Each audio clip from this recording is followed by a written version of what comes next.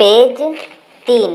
तो इसमें हम पढ़ेंगे कि जो M3 ब्लॉकर होती है drugs use to relax smooth muscles lead to the relief of the colic pain of colon, ureter and bile duct. मतलब ये है कि जो M3 ब्लॉकर ड्रग जो होती है वो स्मूथ मसल को रिलैक्स करती है, जिसके कारण जो कॉल्की पेन होता है colon, ureter and bile duct का वो कम हो जाता है ना।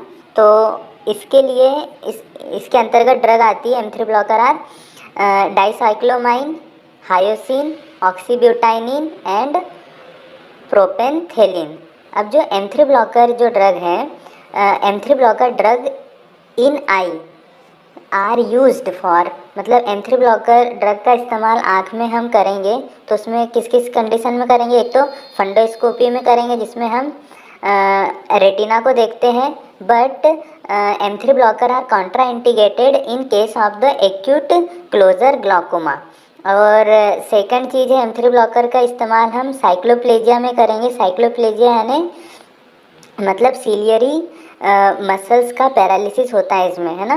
और साइक्लोप्लेजिया का इस्तेमाल हम रिफ्रैक्शन टेस्टिंग में करते हैं, ठीक है। तथा एकोमोडेशन का काम पैरासिम्पैथेटिक सिस्टम करता है। एकोमोडेशन का काम भी कौन करता है? पैरासिम्पैथेटिक सिस्टम करता है, ठीक है।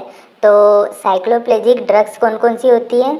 M3 ब्लॉकर होती है वो, उनके नाम है atropine. In case of children में यूज़ करते हैं होमेट्रोपिन, साइक्लोपेंटोलेट एंड ट्रोपिकामाइड। ट्रोपिकामाइड का इस्तेमाल हम एडल्ट में करते हैं। अब anticholinergic drug that is hyoscine और स्कोपोलामीन जो होती है, यह हायोसिन स्कोपोलामीन CNA डिप्रेसेंट होती है और इसका पहले इस्तेमाल हम lie detector and motion sickness में हायोसिन या स्कोपोलामीन ड्रग ऑफ चॉइस होती है।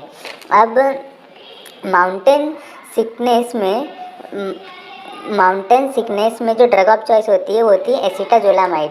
जो एट्रोपिन होती है वो ड्रग ऑफ चॉइस कहाँ कहाँ पे होती है? ऑर्गेनोफॉस्फेट पॉइजनिंग में, कार्बामेट पॉइजनिंग में और अर्ली मशरूम पॉइजनिंग में। एट्रोपिन या बेलेडोना या धतूरा की यदि पॉइजनिंग हो जाए तो ड्रग ऑफ चॉइस के रूप में हमें फाइसोस्टिग्मिन हम देते हैं, है ना। अब टिक्स क्या होते हैं? सडल मसल कॉन्ट्रैक्शन को हम टिक्स बोलते हैं, ठीक है। अब हम पढ़ने जा रहे हैं सिंपैथेटिक सिस्टम, है ना। तो सिंपैथेटिक सिस्टम में क्या होता है? Na is decrease in synapse by, synapse में यदि हमको Na यानी नॉन एड्रेनलिन को डिक्रीज़ करना है साइनेप्स में, तो हम मी टायरोसिन देंगे जो कि क्या करेंगी? इनिबिट कर देंगी टायरोसिन को डोपा में कन्वर्ट होने से, ठीक है। और रेसरपिन देंगे। तो ये अब मैं आपको बताने चाह रहा हूँ Na मतलब नॉरएड्रेनालिन को साइनेप्स में कम करना है by the drug VMAT2 inhibitor, है ना। तो VMAT2 इनिबिटर के अंतर्गत कौन कौन सी ड्रग्स आती है? रेसरपिन। तो रेसरपिन क्या होती है? वास यूज्ड फॉर हाइपरटेंशन, मतलब अब इसका इस्तेमाल नहीं करते क्योंकि रेसरपिन क्या कराती है? डिप्रेशन कराती है। अब टेट्राबेनाजिन का इस्तेमाल हम फॉर टिक्स डिसऑर्डर में करते हैं। ड्यूटेट्राबेनाजिन का भी इस्तेमाल हम टिक्स डिसऑर्डर में करते हैं और वाल्बेनाजिन फॉर टार्डिव डिस्काइनेजिया में हम इसका इस्तेमाल करते हैं। अब मैं आपको ड्रग बताने जा रहा हूँ नॉर एड्रेनालिन के रिलीज़ को इनिबिट करने वाली ड्रग्स। तो नॉर एड्रेनालिन के रिलीज़ को इनिबिट करने वाली ड्रगों के नाम हैं गुआनेथिडिन एंड गुआनेड्रिल, ओके। अब nor adrenaline is increase by, यदि नॉर एड्रेनालिन को यदि हमें बढ़ाना है तो हमें क्या देना पड़ेगा? ट्राईसाइक्लिक एंटी डिप्रेसेंट ड्रग देना पड़ेगा। और क्या दे सकते हैं हम? कोकेन दे सकते हैं। कोकेन क्या है? रिएप्टेक इनिबिटर होती है। अब beta 3 agonist used for the over active bladder, है ना।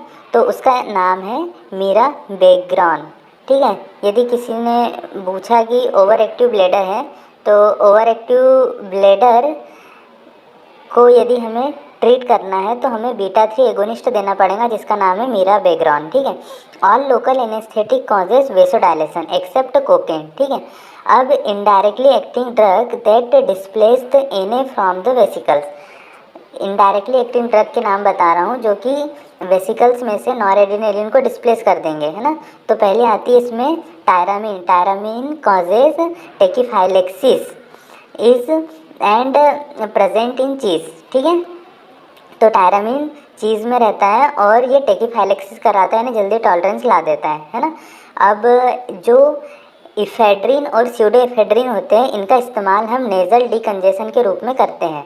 अब मैं आपको बताने जा रहा हूँ एडेक्टिव ड्रग जिसमें आती है एम्फेटामिन, है ना। तो एम्फेटामिन का एक्शन ये होता है कि स्लीप को कम करता है और अटेंशन को बढ़ाती है एम्फेटामिन। इसके अंतर्गत एम्फेटामिन के अंतर्गत आती है एमडीएमए का फुल फॉर्म है मिथाइलिन डाइऑक्सी मेथ एम्फेटामिन, है ना। और MDMA is a rave drug, और जो भी गोवा पार्टी या इन सब जगह जो पार्टी होती है वहाँ पे एमडीएमए का यूज़ होता है, ठीक है, मतलब एब्यूज़ होता है। और एम्फेटामिन के अंतर्गत और आती है ड्रग जैसे कि मोडाफिनिल क्या होती है, ड्रग ऑफ चॉइस होती है नार्कोलेप्सी के लिए। नार्कोलेप्सी यानी कि किसी को स्लीप अटैक आते हैं, है ना, तो उसमें ड्रग ऑफ चॉइस होती है नार्कोलेप्सी। अब मिथाइल फेनिडेट भी एक एम्फेटामिन है जो कि ड्रग ऑफ चॉइस होती है एडीएचडी में, attention deficit hyper activity disorder में, ठीक है। और एटमॉक्सेटिन ड्रग ऑफ चॉइस होती है टिक्स प्लस एडीएचडी में, ठीक है। अब डायरेक्टली एक्टिंग सिम्फेथोमाइमेटिक कैटेकोलिन ड्रग्स, है ना। तो डायरेक्टली एक्टिंग सिम्फेथोमाइमेटिक कैटेकोलिन ड्रग्स के अंतर्गत आते हैं नॉरएड्रेनालिन, एड्रेनालिन, डोपामिन, जो कि इंडोजीनस होते हैं। अब एक्जोजीनस में बताने जा रहा हूँ। एक्जोजीनस कैटेकोलामिन उनके नाम है डोब्यूटामिन। तो डोब्यूटामिन सिर्फ बीटा 1 पे काम करता है, और फिनाइल डोपाम जो कि सिर्फ D1 पर काम करता है, D1 रिसेप्टर पर काम करता है, used for the hypertension emergency. और फिनाइल डोपाम को हम IV देते हैं।